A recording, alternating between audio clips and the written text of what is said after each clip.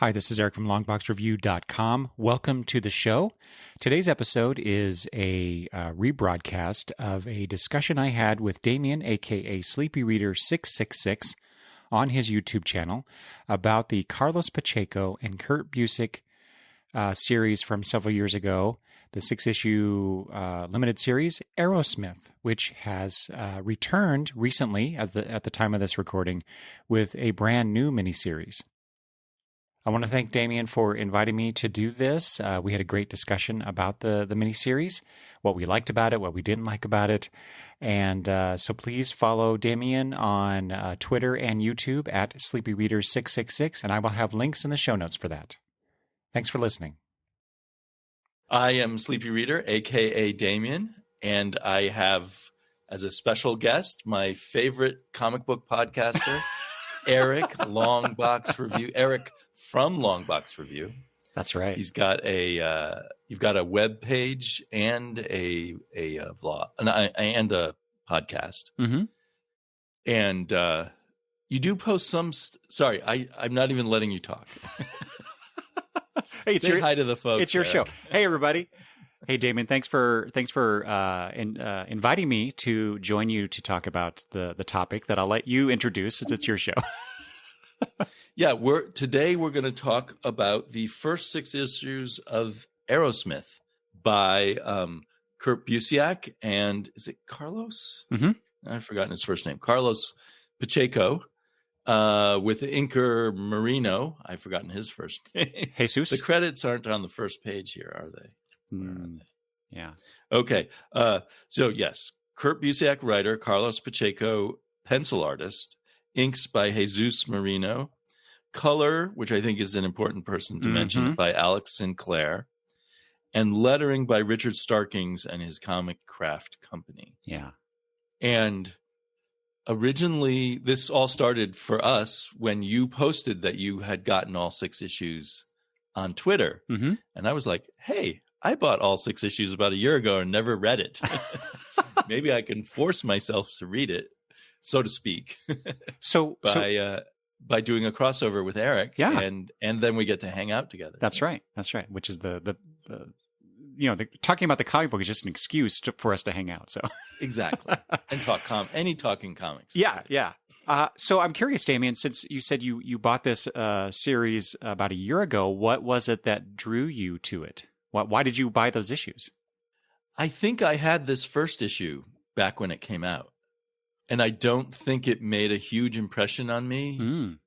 But also, I was at a time when I only went to comic book stores randomly back then, and then I was on a tight budget, I think, at this point, and I was mostly reading trades from the library.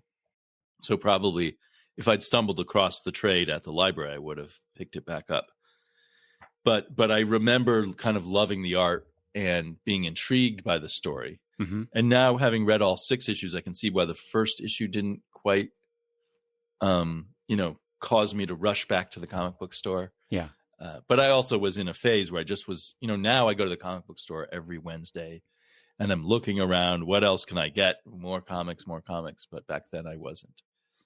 And so then when my shop does a lot of bundling, they'll bundle up a whole arc or a whole series and sell it for a pretty good price. So when I saw them all together and thought, I don't have to go searching for individual issues, I thought, oh yeah, I've always wanted to read that. So I picked it up. Interesting. So it's fascinating because you and I have a somewhat similar story, or at least some details are similar, because I did not see the first issue like in a comic shop or anything, but I think I was vaguely aware of it. So this, because this came out, so the cover dates are September 2003 through May 2004. So, we're talking summertime of 2003 when the first few single issues were coming out.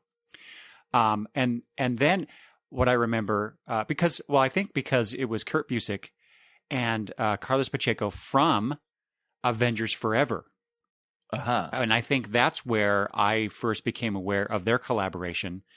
And because of that, maybe reading, trade magazines. What was it? Wizard back then, Wizard magazine, right? Wizard probably was the big one. And because I wasn't around that time, I was actually just kind of getting back into buying a lot of different comics because in the late 90s, early 2000s, I had very few titles that I was subscribed to at my comic book shop because I was finishing up grad school at that time. Right. And so you were both busy and poor. Probably. Yeah, exactly. Exactly. So there's a lot of things that I missed during that time period. But I remember in 2004 seeing the trade collection in the local mall where I live, a Walden Books. For people that remember that, those good chain. old Walden Books days. Yeah. And I saw that because that was the only bookstore that had any sizable comic book presence in at least in my area. Right. And I saw this trade on their shelf. I'm like, oh, it's Busiek, it's Pacheco, Avengers Forever. This has got to be good. I flipped through it, when I was in the store, but whatever the price was back then. For that trade is like, well, I don't really have the money for that. I'll just kind of wait until I have a little extra money or whatever. And and whenever we were at the mall, I'd always want to stop in and see what's at the Walden Books, and I'd still see that darn trade. I'm like, oh, it's calling to me. I want to read this, just because the premise of this. Well, and I'm sure you'll get into that in just a second, but the premise of it is like, this sounds really cool. And then there was a point where I finally went back. I decided, okay, I got a few extra bucks. I'm gonna go buy that darn trade. And I go the next time we go to the mall. I go to Walden Books, and guess what? It's not there. And then I just kind of forgot about the series, off and on for the next 15 or so years. Mm-hmm. And then when I signed up for the DC Universe app, now known as DC Universe Infinite. I don't know why they needed to add that Infinite on there, but some important corporate decision. Yeah, exactly. But they had that, or they had the first 2 issues on the app, and I'm like, oh yeah, I wanted to read this, so I read it, and I'm like, oh my god, this is beautiful. This is a beautiful comic book. And I kept waiting for that because I thought, okay, because that was at the time that the DC Universe app, they were slowly bringing out or releasing their titles. And sometimes you'd get a few issues, and then, a few weeks later or a few months later, you'd get a few more issues. And they never released the other 4 issues. And in fact, this morning, before we got on here, I checked to make sure, and it's still just the first 2. What are they thinking? I know, right? It must be some sort of weird rights issue, even though DC owns that imprint because they bought that imprint that what is this? Wildstorm. Wildstorm, yeah. It was Jim Lee's imprint that he spun off from Image, and then he eventually sold to DC to get himself a nice job at DC, I guess.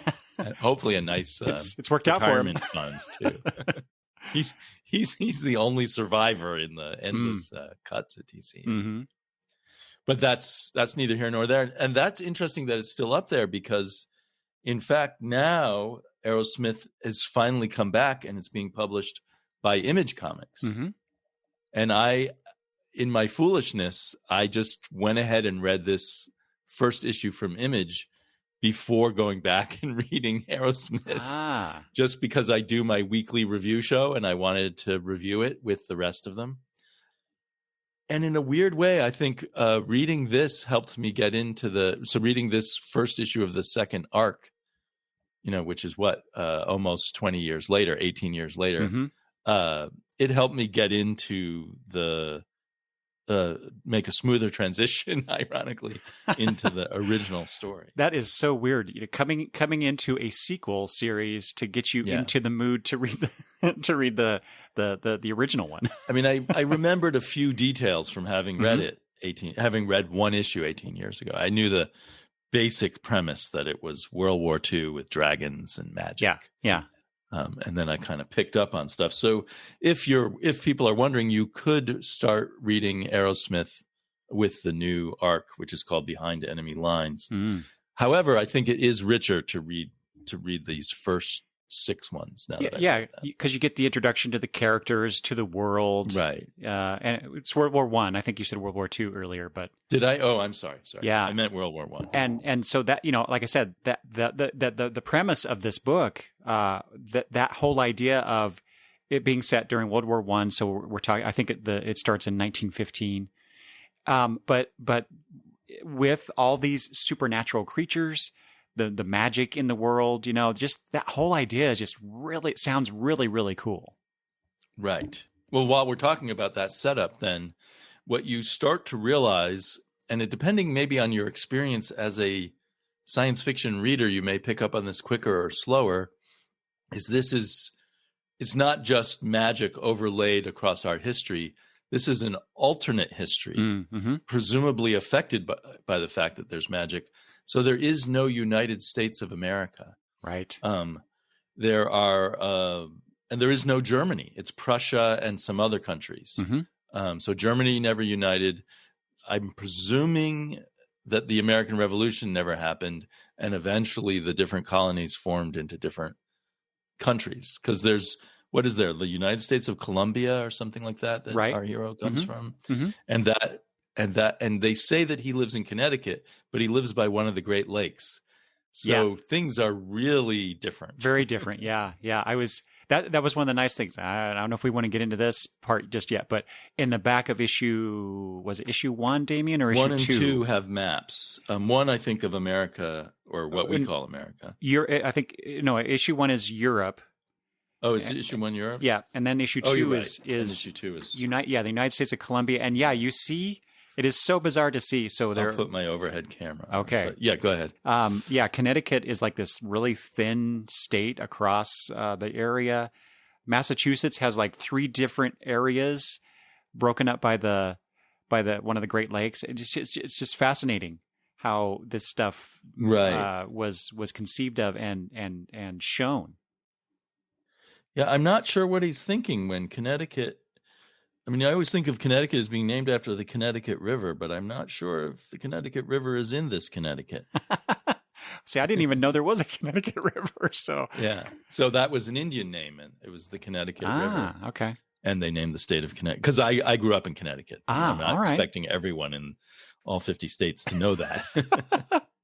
Well, so since we're talking about this stuff in particular, there is a name that we left off earlier as one of the, I'll just say creators, more of a consultant, but that's Lawrence Watt Evans. Oh, very good point. I forgot about it. Who is credited as the Alternity consultant. Right. And you may know about Mr. Watt Evans more than I, given your science fiction background. I have not read any of his novels. I've read some of his short stories. And he was popular for a while. I don't think he's that popular now. Science fiction writer. And I don't recall if he was. There was a huge boom in the 90s, I think it was the 90s, of all these alternate history books. And maybe he was one of the people who wrote them. Yes. And in fact, did you look him up? Or? One of the novels. So I found an interview with Kurt Busiek on CBR from many years ago. I don't remember when exactly, cool. But anyway, he mentions Watt Evans, consulting with Watt Evans to come up with the backstory, the divergence, the divergent events of our history, our real history, to come up with this alternative world that Arrowsmith is set in. And so let's see here. He says, this is from Busiek. I've been talking with my friend Lawrence Watt Evans, the fantasy novelist, when he was casting around for the subject of a big, sprawling fantasy epic. I suggested that he do something with biplane pilots as wizards. He went somewhere else with a suggestion, taking the idea of new magical technologies and turning it into his novel, Touched by the Gods. So I took the rest of the idea back, combining it with the other bit about a shared universe of fantasy and fairy tales, and Carlos Pacheco and I shaped it and built it into Arrowsmith. So in a sense, they collaborated on some, brainstorming, and each went off and did a different thing. So here's the map of Europe. We've got Prussia, Troilia / Hungary. France is Gallia, Castile, Lusitania. I guess Spain is not united either. Castile and Aragon. Aragon. I'm not sure if I'm pronouncing it right.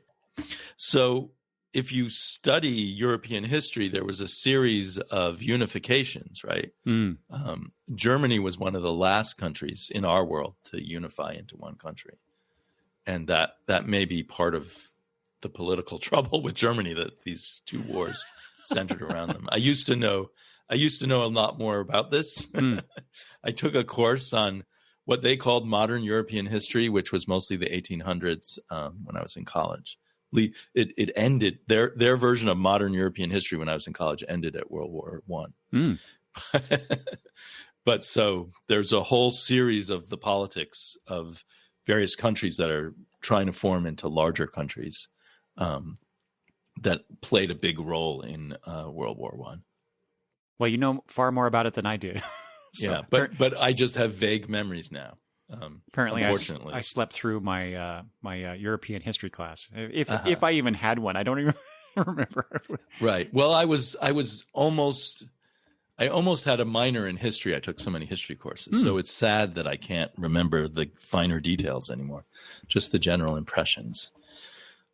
So one assumes from the little bit of evidence and the little bit of what's left in my memory that he probably had researched a lot of the early modern European history to put this together. Well, really early, because Busiek goes on, explains a little bit more of that. So you have a source. So he says, Watt Evans helped us create the history of it, working out what changed and why in the years since the Peace of Charlemagne in 800 AD. Wow, so he really went back. Yeah. Which countries survived, which died, which royal lines married into which, what happened to the mercantile empires, and on and on. It all fits together and makes logical sense. Though I credit Lawrence with it way more than me. So we hope to tell stories set in the history of the world as well as following the development of the war. With any luck, it'll be as much fun for the readers as it is for us. Fun is an interesting word when you're talking about war. Exactly, right? Especially the arc of this particular 6-issue series. Right. And so Fletcher Arrowsmith, the main character. Yeah, so as we were saying before we started recording, this series has a very clear arc, issue to issue, and the 6 issues of I would call it the innocent idealist goes step by step deeper into the horrors of war and the moral murkiness of it all, or the ultimately lack of morals of it all, perhaps. At first, he seems like a character right out of some kind of boys' novel.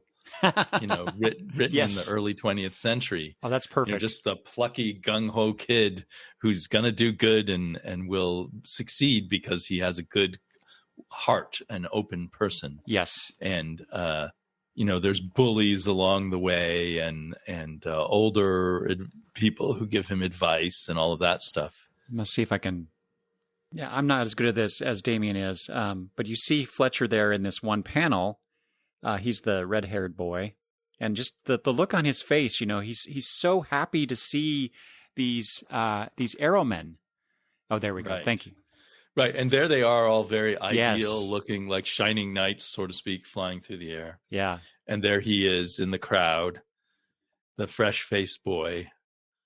Not quite blonde. Well, I guess he's blondish, reddish, strawberry blonde, maybe. Yeah. So pretty much your cliched leading hero. And he's a plucky kid who has a grumpy father and an older brother, and so very much, and the whole tone of it is as if they're doing that kind of story, right?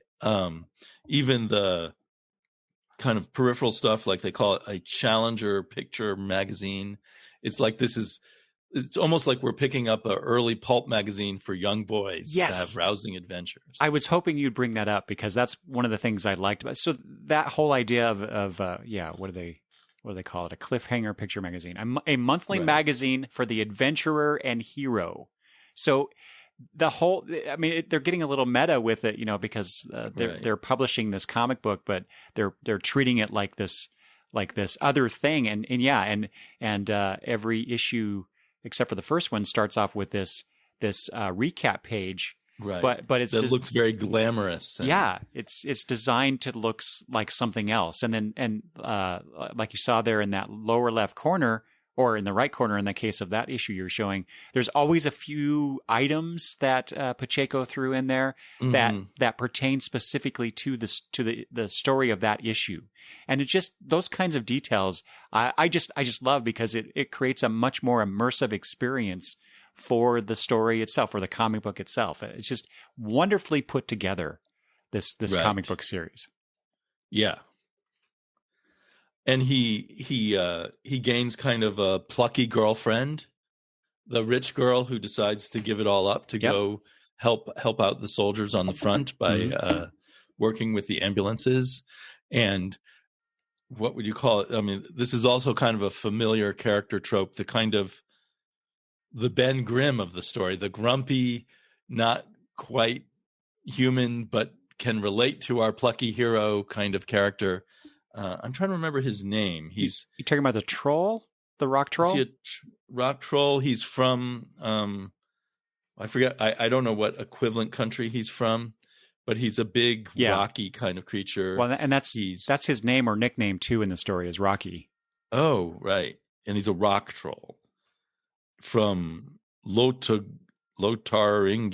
Okay. Which I don't know what country that's supposed to be. And he's a follower of old gods. The North gods, in fact, because that does come into it a few times later in the series. Northern gods. So maybe he's a rock troll of Northern Europe. I don't know why I got Eastern Europe in my head. So, and then there's I forget there's the dashing. I guess that might be in the third issue. The dashing leader of his squadron with the thin mustache and Captain Fox, I think you're referring to. Captain Fox, yeah. I guess maybe that's not even until later. Yeah, so he's kind of the role model and the older adult who also says good things about him all the time and how great he is and stuff. Yeah, I think he comes in issue 4 trying to get because. We're kind of jumping around here, but Fletcher experiences war and what that means and the horrors of it, and he's having a hard time with it, and he's basically isolating himself and not hanging out with his comrades, and so Fox talks to him about that and tries to get him out of his own head and convinces him, just go into town. You need to experience life and not just dwell on the death and destruction and just the bad aspects. Well, are there any good aspects of war? I was going to say. So but it helps him. And then later at issue 5, Fox actually rescues Fletcher from being killed, and then in 6 gives him some sagely mentorly older brother type advice, to help him through the events of what happens in issue 6. And then, well, to totally spoil it, but I think I should have said it. I'll put in the description spoilers. Right. That and then finally sacrifices himself for the larger group. And up till the very end, he's just cool and suave about it. Yes. In fact, in my notes here, I have Captain Fox is really the hero of this story overall for those various reasons, and then of course culminating in his own self-sacrifice to save what's left of that squadron and everybody else that's around. So yeah, that was probably the most affecting aspect of this to me. Aside from the descent that Fletcher goes through from being that idealistic young man who wants to go and make a difference in Europe to fight the Prussians and I forget the other country that we're talking about. Unfamiliar name. but and then that's one of the things I like about Trollians. Yes, the as we go through each issue, from being introduced to the world in issue 1, issue 2 they go to New York to join up. Issue 3, I forget now. Oh, they're traveling to Europe. They're traveling over across the ocean, right? And the ship gets attacked by a Nazi sea serpent. What they call them? Unterseemen. They're not called Nazis either. So I don't know what. Yeah. They're obviously. We're in World War I. It would never have been called Nazis. Right. And then issue 4 is it's called No Man's Land. So he, get further descending into the war and its effects on him. Right. And then there's the first death. Sorry to interrupt, but the first death in issue 3 is viewed as this noble death that served a purpose and saved everybody. Right. And then by issue 4, his comrades are just being cut down, and it's kind of seems like pointless deaths. Mm-hmm. And then we realize, war is just about a lot of random people dying, right? Often in ugly ways. That's like I said. What is the good of war? Right. There's no justice to it. It's not like two noble knights come out and fight, and the one with the purer heart wins the battle and saves the day. That's probably one criticism I have of this is that we never get into the head or see things from the viewpoint of the other side, the quote unquote bad guys. In fact, they refer to them quite often through various characters as monsters. Right. But I also understand that that's not the story that's being told here. It's just we're really seeing the whole thing from Fletcher's point of view. So I understand that, but it does come across a little too one-sided, perhaps. Right. Well, but there's begins to be hints.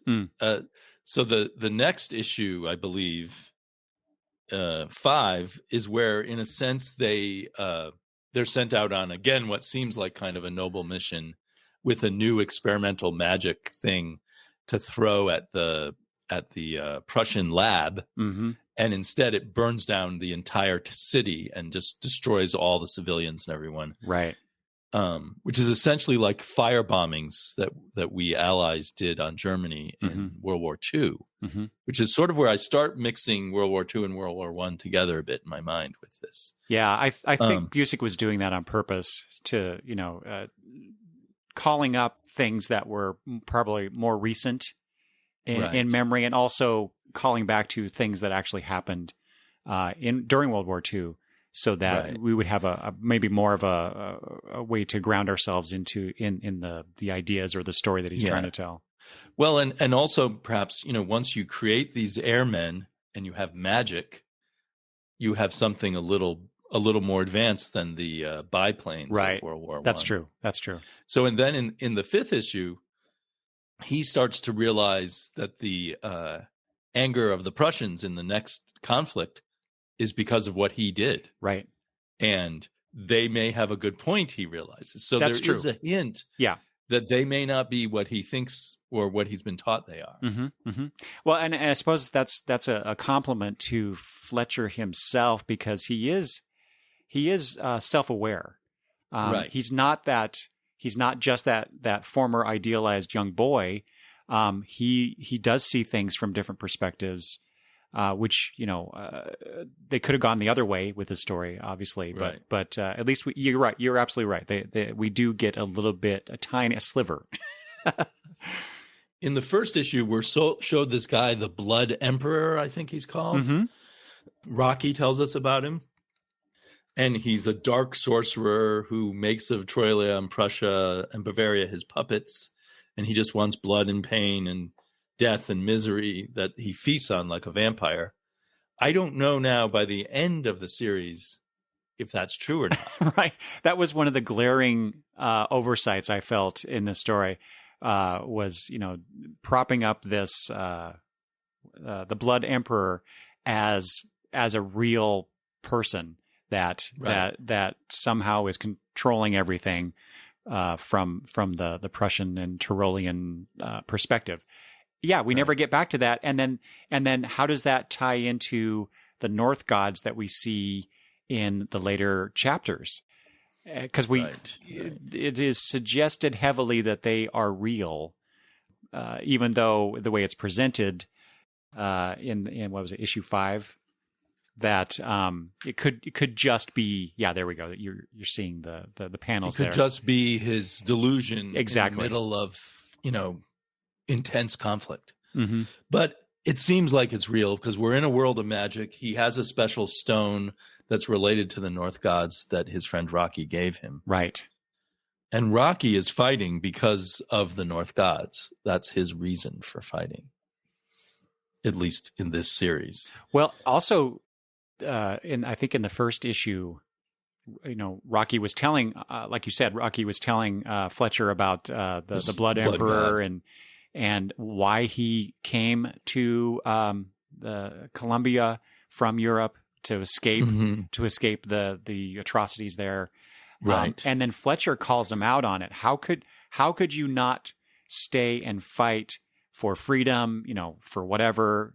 And that caused a bit of a rift between them until later. Right. Until later when Rocky just kind of shows up. Mm-hmm.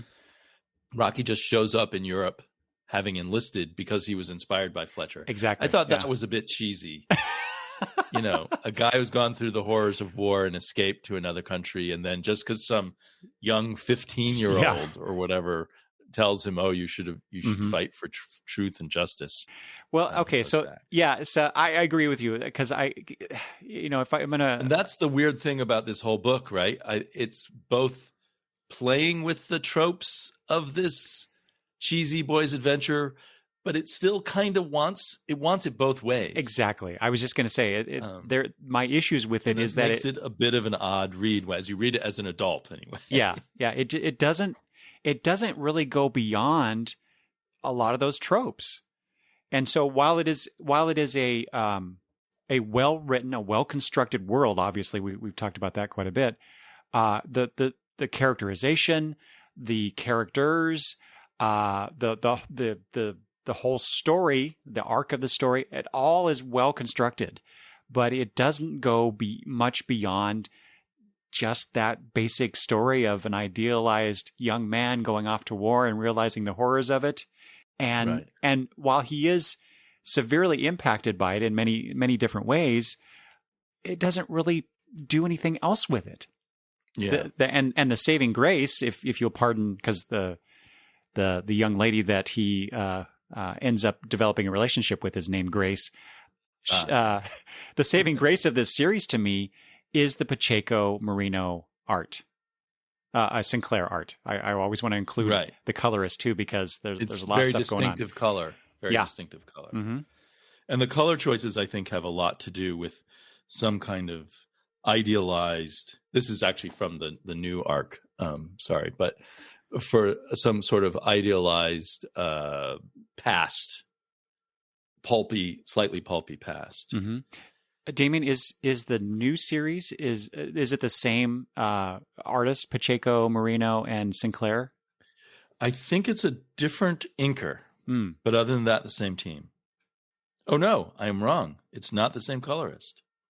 Okay, so the Jose Villarrobia is the new colorist. Okay. And he's following, well, that's too bad that Alex Sinclair is not included, but he's following Alex Sinclair's lead. Good. But I feel kind of sad that Alex Sinclair isn't part of it. Yeah, I think the art team is absolutely fabulous in a very particular kind of style. Right? Yeah.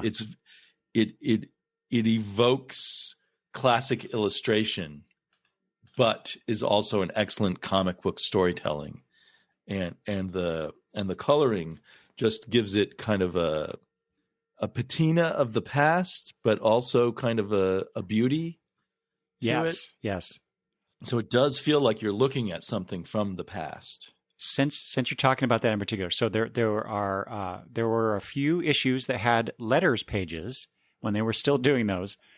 And so there's a few things in here that I pulled out of the various ones. You were just talking about the coloring. I wanted to ask you about this specifically because in issue 4, there's a letter where one writer complains that the colors are too rich and need to be more down to earth. And I was curious what your response would be to that.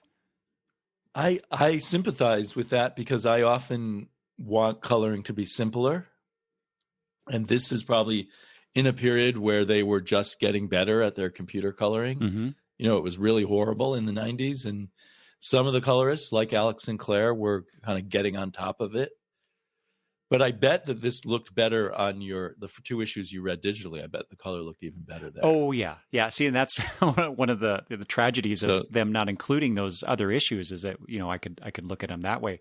Yeah. But despite that, I mean, the coloring in here is really good. It weighs heavily on the page, and I think I am getting used to modern coloring by now, and so I think this would have been harder on my eyes back then than it is now. Mm-hmm. It's a weird transition to the color as part of the visual language of the comics, right? And the visual language of the comics has changed from, say, late 1980s to early 2000s. It's a big visual change. Well, part of that is also the paper stock that they transition to the more slicker paper, which is is not. This is kind of like an intermediate type of paper from the stuff from that we first started reading growing up to what we have now. So yeah, I don't know. I guess I disagreed with the letter writer. I thought they were pretty down to earth. Yeah, I mostly disagree with the letter writer, except I sympathize with him or her. Well, because I've gone through issues with color. It's such a interesting concept because the coloring has to enhance and or support or both the story that is being told. And starting off with issue 1, like I keep using this word, but the idealized outlook of Fletcher and his world. It's so isolated, and the war's not in Colombia; it's over across the ocean, and so it's a very different coloring at the beginning of the series. It's lighter, brighter, and then as it transitions over to Europe, things get darker, and we have more night scenes. And some of the contrasts of some of the scenes and I'll talk about some of these later when we get into if we're going to get into particular issue things, because there's certain artistic and storytelling aspects that I want to point out of this, but the overlapping of one scene to another and how the coloring enhances that descent into darkness, I'll say. Mm-hmm. Yeah. Well, so I have another criticism of it. I think it sounds like maybe I enjoyed this more than you did. I felt like I thought it was very interesting how he was overlaying the horrors of war with this boy's adventure story. Yeah. Mm-hmm. And I felt in a lot of ways, it was a clever way to, in theory, seduce people into reading this story and then making them realize how terrible war is. Do you think, though, that really is what Busiek and Pacheco are after, is to some sort of veiled diatribe that's anti-war, or something else? Either that or because they've studied history so much, at least an awareness of how what an incredible meat grinder World War I was. Yeah. And of course, World War II was a meat grinder in another way. Yeah. But I think they're not completely in control of that, because I think he's too in love with the boy's story. Yes. So he wants it both ways, and it just, at least to an adult, I think it reads a little flip-floppy, or not quite sticking to your guns of the horror of war. And definitely, I'm going to keep reading it, but we return to kind of, at least in the issue 1 of the new series of Behind Enemy Lines, of a slightly more idealistic world. Although he is a bit war-weary, and part of the issue takes place in England when he's kind of on a bit of a break from the front lines. And there's the problem between different classes in England and that kind of stuff. Oh, okay. So shifting the focus of some of the socio-historical aspects, examining those a little more. Yeah. Okay. But I don't know how deep he's going to go into that before we go into his Behind Enemy Lines. Mm-hmm. He's obviously going to be kind of a spy or something like that. Yeah. So, I mean, I like this a lot, but I sort of see that there's something a little off in what seems to be his different intentions. Mm-hmm. Mm-hmm. And my bigger complaint, like I think I would enjoy this a lot more if he dug a little deeper into the alternate history. Yeah. He leaves it so much in the background that, like, if I hadn't experienced reading a number of alternate history novels before, and also sort of picked up from reading the beginning of the second arc, picked up, oh, we're in an alternate history, everything's different, there's no United States. I think I would have struggled with, like, what is going on here in terms of that. And now I'm really interested in the details of his alternate history, but he's not giving us very much other than those maps and a few changed names. So he's got it all worked out in his head, but he's saving it for, and it took him 20 years to get back to the story. Well, okay. So since we're on the topic, there's a couple things that, because like I mentioned, the letters pages, right. Busiek himself would respond to the letter writers, and also provide some other information along the way. But he, in issue 3's letter column, he talks about having over 20 pages of alternate history notes and even more on geography. He also mentions wanting to do prequel specials that will inform the history of the world.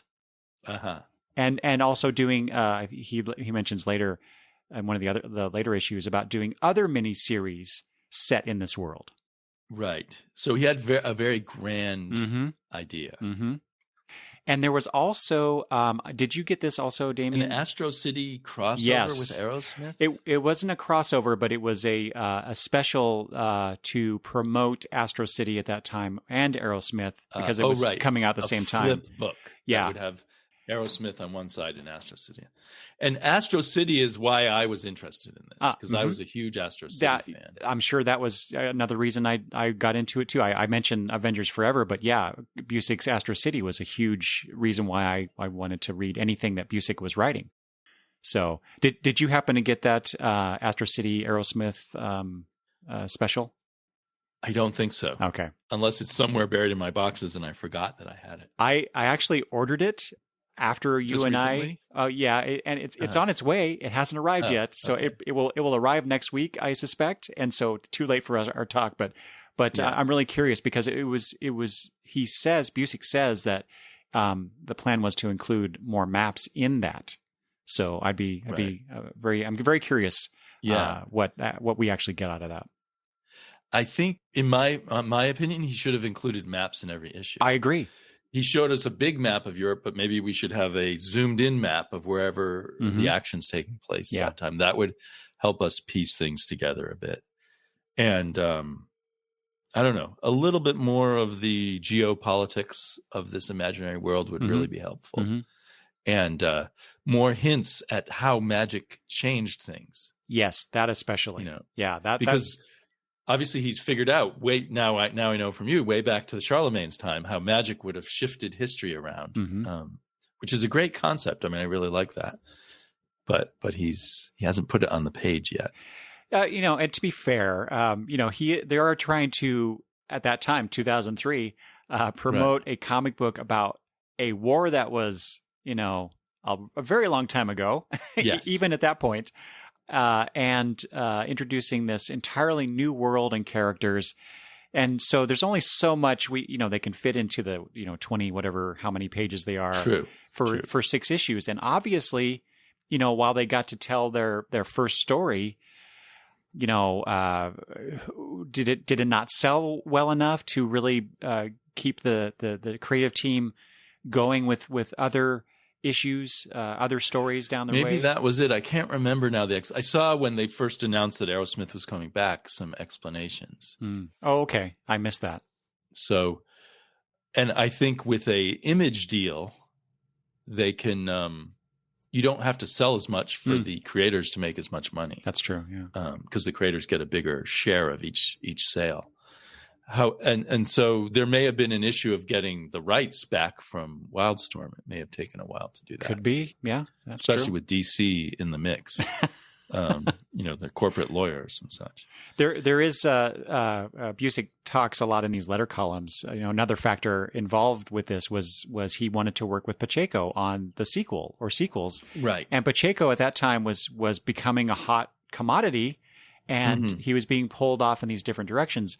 One of those things he mentions a couple times in the letters, Pacheco was off doing an arc on Superman Batman at the time that I got those issues. And I was like, oh, this guy is so good.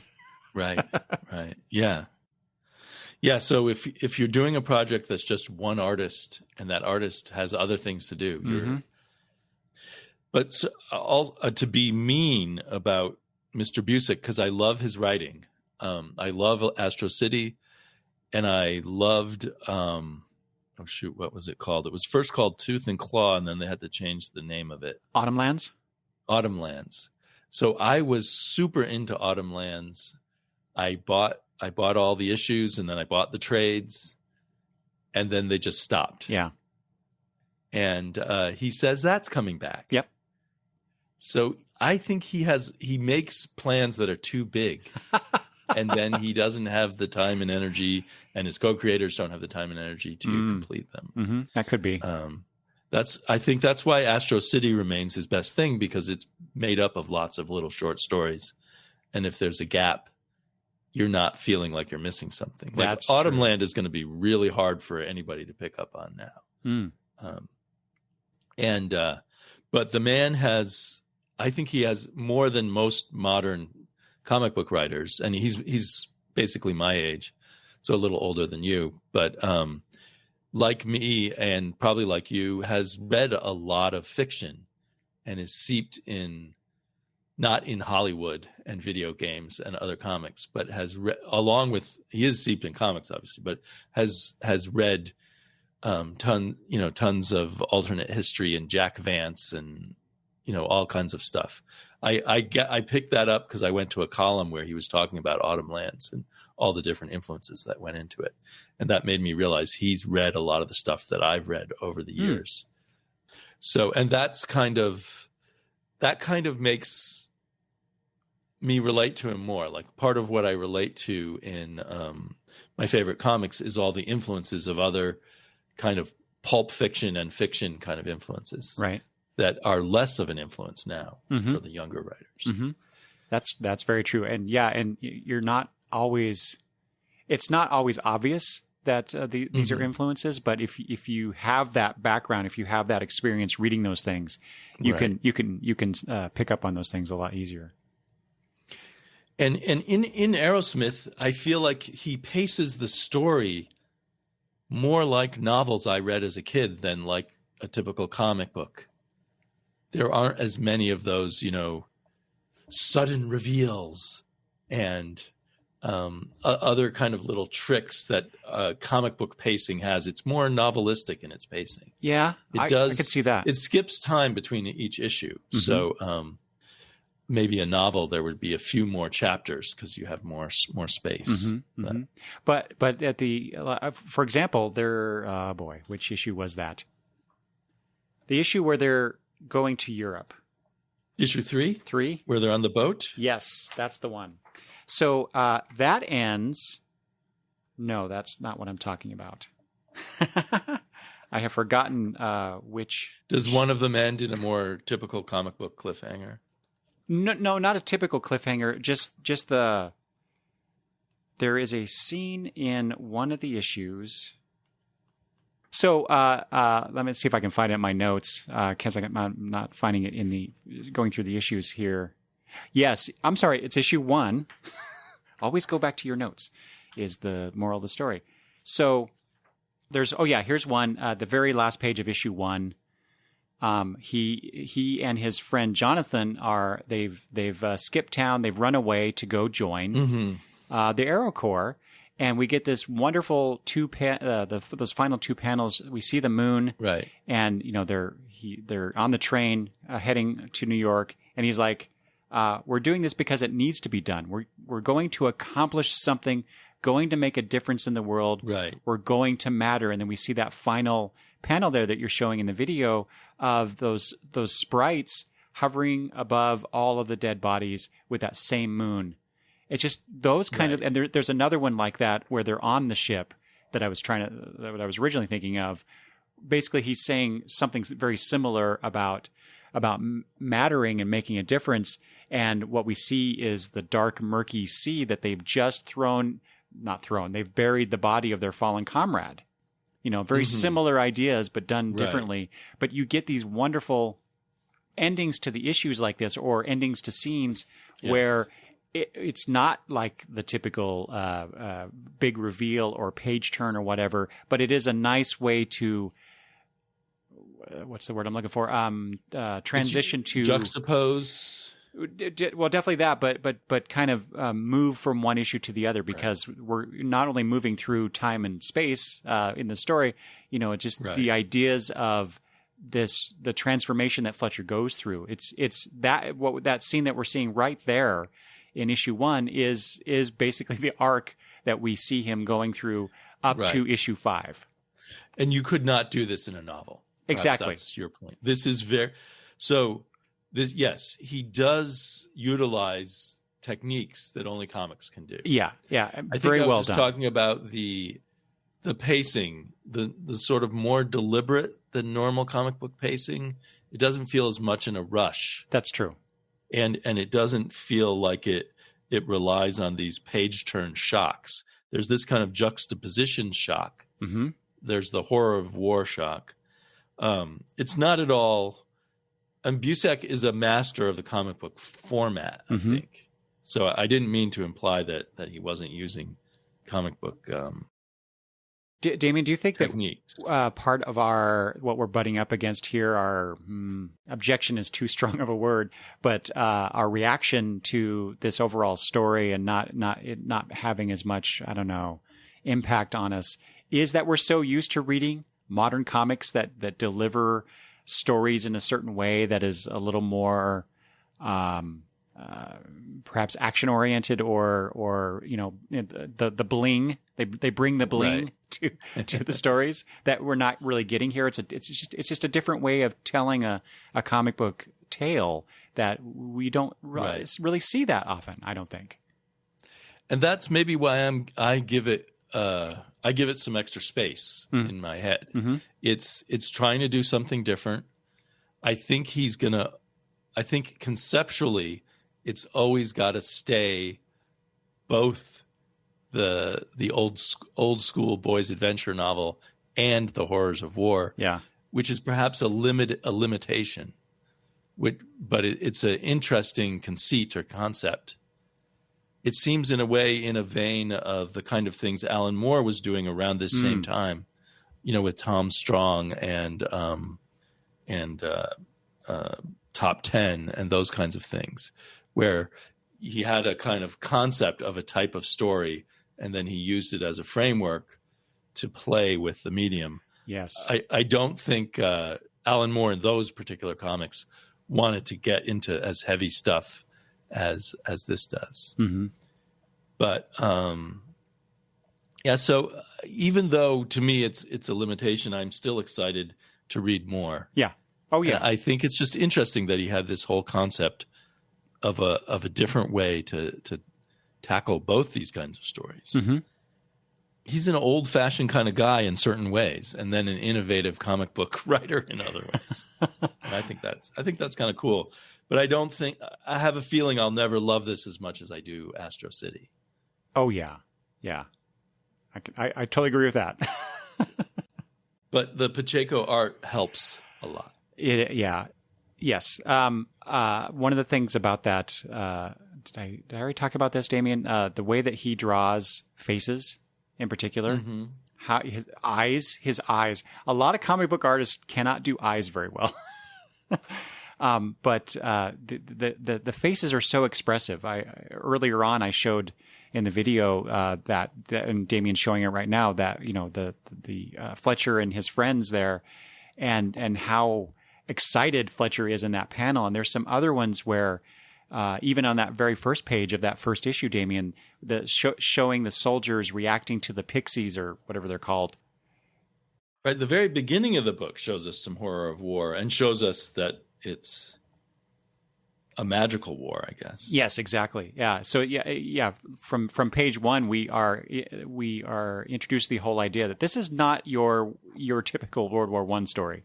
But yeah, it just I don't know if people can see that in the video, but the look of that soldier there in that middle panel, just the beautifully drawn face and how expressive his eyes and how he's like, "What? Look at this! This is incredible!" And then you turn the page, it's like, "Oh no, it's not so incredible."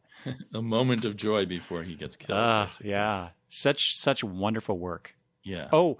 And there is in issue 1, there is that 2-page spread showing Fletcher's town, where we get to see, wonderfully constructed by Pacheco, seeing this 1915 town and the feel of it, the construction of the buildings. Yes. Yeah, and then there in issue 5, is it the atrocity issue? We get the exact same 2-page layout of Holbrook, the town that is firebombed by our heroes, and it's exactly the same. Obviously, the buildings are different. The locale is different, but is that in 5? I'm only seeing individual. Is it after it's destroyed? So maybe it's in issue 6. Oh no, there it is. I see what you're saying. Yeah. So we're getting the. Yep. There we go. Well, for lack of a better word, the American city, American town, and then the European town. Yeah, I love how you've got them overlap there. That's wonderful. The showing the two sides of war, the two sides of the story, but done almost exactly the same way from the layout perspective. So right, just those little bits are just wonderful. Emphasizing the people have lives everywhere that aren't that dissimilar, but then it all gets destroyed. And let me see, is it issue 6? That's what's left. Yes. That's what war does to life. Mm-hmm. Yeah, that destruction is just horrific. It's weird, but while I was reading this, I couldn't help but thinking about people we see on the news who talk about maybe they should pull out their guns because they're not happy with the way an election went. And do they want this as a result of their unhappiness about an election? Bad choice in my mind. But I won't get any more political than that. But, you're making me appreciate even more what Pacheco's doing here, because I didn't catch that parallel. And when you pointed out with the moon where he was sleeping on the train and then the moon over a battlefield, he does a lot of nice parallels here. I was thinking when you were talking about facial expressions, that he does a fantastic job of showing Fletcher grow up. Yeah. So here he is, just the idealistic kid. And then even by issue 2, when he's been going through some just preliminary training, he's the same person, but it's just the whole way that Pacheco does his expressions and his way of holding himself has changed. And then it changed. I don't know if I have as good an example later on, but it continues to change throughout the comic, sort of all done with just a few lines. That's the great art of it. It's not like he does super detailed faces. Yeah, that is the most incredible aspect of that, is that there's not much to it in terms of the construction of the art, and yet it is so evocative. Part of that is, of course, I think the coloring plays a role too. But there's just the way he's tilting his head here. When he was in the younger phase, he would never have been. The weight of the world is holding him down. Yeah. Yes. Pacheco has really, really thought of these characters and what the physicality of that psychological stuff would be. Yeah. It is rare for me to think in terms of a comic book, in terms of the art being the larger part of the comic book itself. Usually I focus on the words and what the characters are saying and the overall kind of story that happens. All of that, of course, is all tied together because, art is part of that. But it's in this particular series, though, it really jumped out at me how much this series works because of Pacheco and Merino and Sinclair. Right. We, you know, it makes me realize he's not just a great illustrator or a great artist. He's a great comic book storyteller. Yes.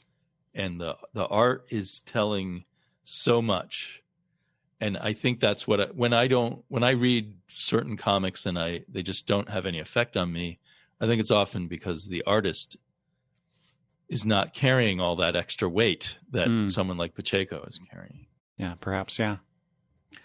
But I mean, the writer could be also at fault, of course. But I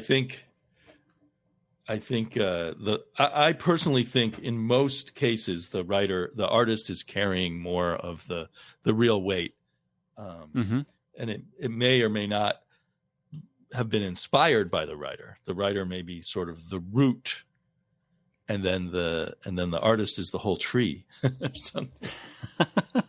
So I'm a great worshiper of great comic book artists. Yeah, yeah. And I really appreciate you helping me appreciate Pacheco better. Well, okay. So again, going back to the letters, since you just said that, one of the writers in issue 3 in the letter page, compared the emotional impact of the art to Steve Ditko, Jack Kirby. What do you think about that? It's hard to make a one-to-one comparison because those guys are the ultimate shapers of superhero art, and this is not at all superhero art, right? Yeah. When looking at this, I'm thinking more about the tradition of Alex Raymond and Hal Foster, and then taken into a modern context and a more sophisticated psychology. Although I think if you look at Hal Foster, you'll see a lot of the characterization done similarly by the positioning of the characters and the like. But Hal Foster never leaves that realm of boys' adventure, or not very much, in to the extent that I have a few Prince Valiant books. I used to love reading Prince Valiant in the Sunday papers when I was a kid. And Hal Foster and Alex Raymond were huge influences on generations of comic book artists. But I feel like Ditko and Kirby would be the ones who broke past that in a sense and created a new vocabulary for the at the time more modern superhero comics. Yeah. I think the letter writer is maybe making too much right of the art. Not to take away, obviously, because we love Pacheco's art here, but right. Well, he's a great artist, and I actually have not been very aware of him. I mean, I vaguely got splashes of Pacheco here and there, but I did not read his Avengers, and I don't know if I don't think I read that Batman Superman.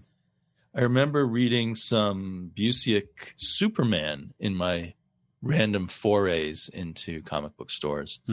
And those I would pick up, and maybe because I still thought I could just pick up random comics and pick up on the story, I didn't get much out of them. And so I concluded that I really didn't like Busiek's work on the commercial properties, the license, not licensed, but you know what I mean? The big two properties. Right. Well, it's since you mentioned that, because I was like, before we got on here, I looked up my collection to see, well, what other Pacheco stuff do I have? Do I have more than just Avengers Forever and this? And I do. But one of the things that they came back together and collaborated on was the Trinity series from DC Comics from 2008. And so Pacheco did the art for the first 6 issues and then a smattering of the other, because this is one of those 52 issue series, a weekly comic book that DC put out for a while. I should look for that. I mean, part of the problem with me and reading Busiek on characters like Superman was, like I said, I hadn't yet grokked the fact that all comics now came in 6-issue arcs. And I was still reading it like I was in the 80s, right, where you could pick up an issue and just have fun. They would fill you in on what's going on, and you didn't even have to read the next issue. Yeah. I kind of miss those. Yeah. So, I mean, I had realized you had to do that with Vertigo books, but I didn't realize you had to do it with Superman books at that point. Mm-hmm. All of that has pluses and minuses, I guess. It would be weird. It would be weird to pick this up in the middle. I mean, I think. Oh yeah, it's all about the arc that the character in the story takes. Yes, and that makes me really interested on what the next character arc, that Fletcher goes through in this new series. Yeah, and that's at the moment hard to say what Busiek is going for from this first issue, because again, he's very not plotting, but he's just moving along at the pace he's moving along at, and he's not in any big obvious way teasing what's coming next. Ah, okay. So it sounds like he's writing from the same playbook that he built for the first series. Right. So I think reading it, you have to go into it not just accepting the fact that he's going to continue using the boys pulp formula as the overlay. I wonder what happened. He meets up with Rocky. I'm not spoiling too much here. There's not a lot to spoil about this issue anyway. He meets up with Rocky, but now I have to reread it now because I read it before reading those 6 and see if they even talk about Grace. I think they might mention her briefly. The other thing is in the back matter here, he says originally he wrote this as a novel. Really? And something caused it not to get published, so now they're turning it into a comic. Oh, see, I could totally see this working as a series of novels as well. Right. Considering the whole alternate history thing of Arrowsmith to begin with, and having, like I said, having read these 6 issues, it made me want to read more alternate history novels, by other people, and so that was the next thing I was going to do is go figure out who should I read. Should I start with Watt Evans? Should I go somewhere else? So yeah. So I think he pictured this as kind of a tapestry of his world with all these different pieces. The only problem with that is underlying it is the horror of war, and so the fun of looking at all the pieces of this alternate history. But we've already got the big point in this first 6 issues. Right. War is just way more horrible than anybody going into it imagines. Yeah, and see, that's why I was asking, what is this character arc that Fletcher goes on with this new series? Yeah. Because, boy, once you tackle the whole idea of war as hell and its impact on individuals, where do you go from there? Right. I'm now guessing, because it's called Behind Enemy Lines, we may be getting much more of a view eventually, not in this first issue at all, of what's going on behind, in the Prussian lines. Well, and hopefully in Prussian society, perhaps. I don't know. I don't think this is a spoiler either, because I think Busiek has said this or said as much in the lead up to this new series, but he gets taken prisoner by the Prussians, and so he has to endure being a prisoner of war and what that does to him, I guess. Right. So that's a new way of another. There's many aspects of the horror of war. Yeah. And it's planned to be 12 issues. So I didn't realize that. That's another reason, perhaps, why not a whole lot is revealed in the first issue. It's kind of, since the bulk of it takes place back in England, where they're not quite on R&R, but they're taking time away from the front lines before he's sent off on this special mission. So anyway, I think it's a fascinating and unusual comic book. Then and now, I think. Yeah. Still, it holds up in that way because it's different from much of everything else on the stands. Yeah. I mean, again, Busiek is imagining after he does this 12-issue series, they're going to do a whole bunch more. But I'm just going to wait for them to finish the 12-issue series and not worry about it. Right. They're going to do more.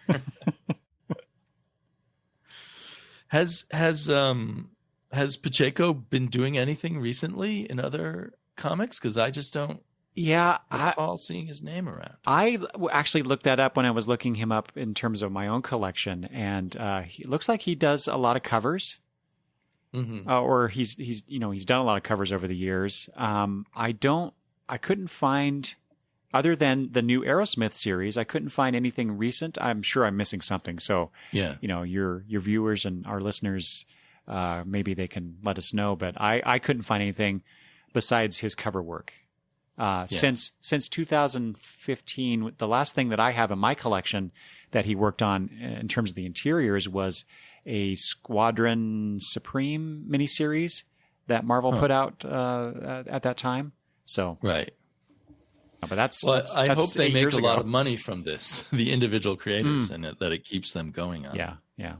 And anything to keep Carlos Pacheco doing interiors. Yes, the covers are beautiful, but to me the interiors are always the really important thing. Yeah, I do not understand why he's not a bigger commodity in doing stuff, or maybe he is in other areas. Maybe he's doing stuff for Hollywood or something. Yeah, maybe European comics or something. I don't know.